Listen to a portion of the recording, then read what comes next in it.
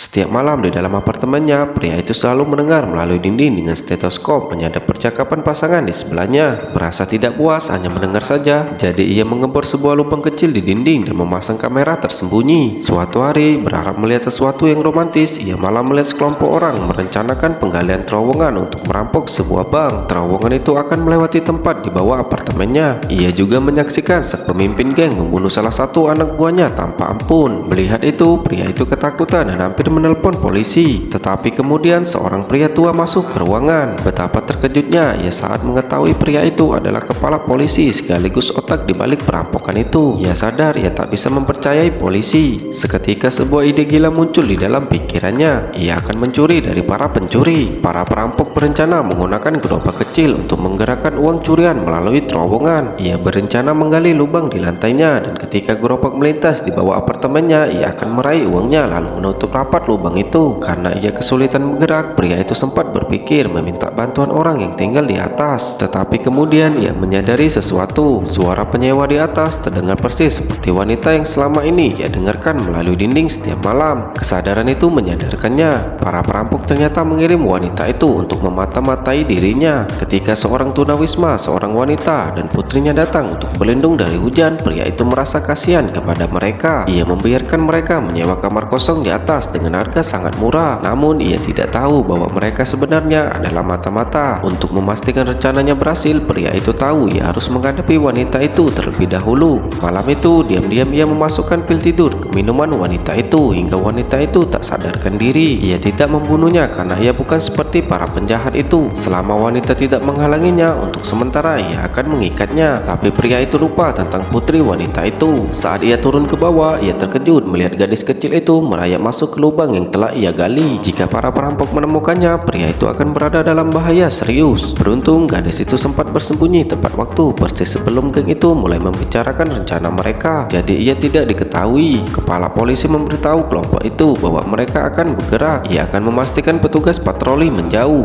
Ia juga memperingatkan dengan tegas agar tidak menyentuh kotak simpanan bernomor 88 karena di situ tersimpan uang milik orang-orang yang berkuasa. Setelah para perampok pergi, pria itu segera menarik gadis itu keluar dari terowongan. Namun kemudian telepon wanita itu tiba-tiba berdering dan ternyata itu adalah panggilan dari sang pemimpin perampok.